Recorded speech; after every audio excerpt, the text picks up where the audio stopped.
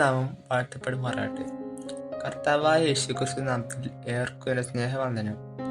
എൻ്റെ പേര് Joel Nibu Jacob, CSI Ascension Church കാക്കാടിൻ്റെ മെമ്പറും സൺഡേ സ്കൂൾ വിദ്യാർത്ഥിയുമാണ്. ജേണി ടു ദ സാംസിൻ്റെ 53-ാം ദിവസത്തിലേക്ക് ഏവർക്കും സ്വാഗതം. ഇന്നത്തെ നമ്മുടെ വേദവചന ധ്യാനത്തിന് എന്നെ ഏൽപ്പിച്ചിരിക്കുന്ന വേദഭാഗം സങ്കീർത്തനം 35 1-8 വരെ എഴുതിപ്പെട്ടിരിക്കുന്ന വചനങ്ങളാണ്. വചനം കേൾക്കുന്നതും കേൾപ്പിക്കുന്നതും ഭാഗ്യകരമായ സന്തോഷം നൽകുന്ന ഒരവസ്ഥയാണ്.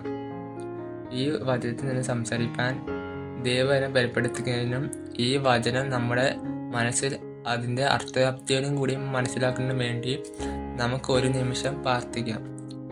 എന്നെ ശക്തനാക്കുന്ന മുഖാന്തരം ഞാൻ ശക്തനാകുന്നു എന്ന് പൗലോസ് പറഞ്ഞതുപോലെ നമ്മെ ദൈവം ബലപ്പെടുത്താൻ പ്രാർത്ഥിക്കാം. പ്രിയരെ, സങ്കീർത്തനങ്ങൾ 35 ദാവീദ് രാജാവ് രേഖപ്പെടുത്തിയതിനായി നാം മനസ്സിലാക്കുന്നു. എങ്ങനെയാണ് ദാവീദ് രാജാവായത് എന്ന് സൺഡേ സ്കൂളിൽ നാം പഠിച്ചിട്ടുണ്ടല്ലോ. ദാവീദിനെ ഓർക്കുമ്പോൾ തീർച്ചയായും മറ്റൊരു രാജാവായ ശൗൽ എന്ന വ്യക്തിയെ കൂടി നാം മനസ്സിലാക്കണം.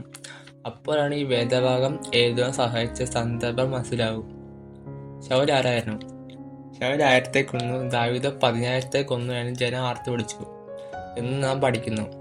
അതിൻ്റെ കാരണങ്ങളും നമുക്കറിയാം. ദാവീദിന്റെ രംഗപ്രവേശനവും നമുക്കറിയാം. ഗോലിയാത്ത് എന്ന ഫെലിസ്ത്യ മലനെ തോൽപ്പിച്ച വ്യക്തിയാണ് ദാവീദ്.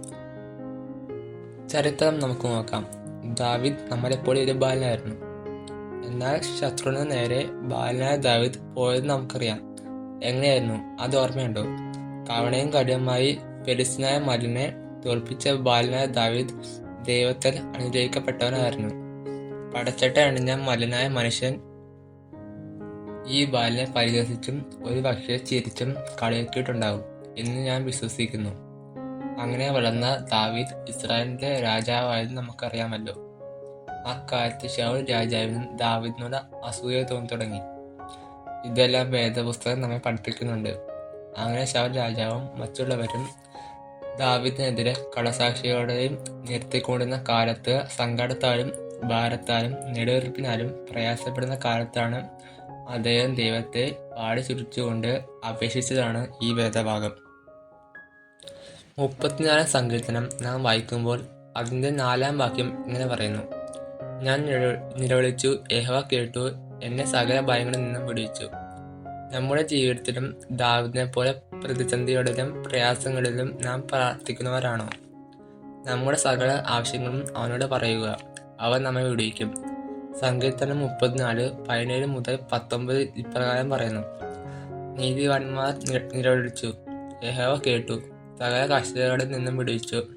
ഹൃദയം നിറഞ്ഞവരെയും മനസ്സ് തകർന്നവരെയും അവൻ രക്ഷിക്കുന്നു. അപേക്ഷിക്കുമ്പോൾ ഉപേക്ഷിക്കാത്ത ദൈവം നമ്മുടെ കൂടെ ഉണ്ട്.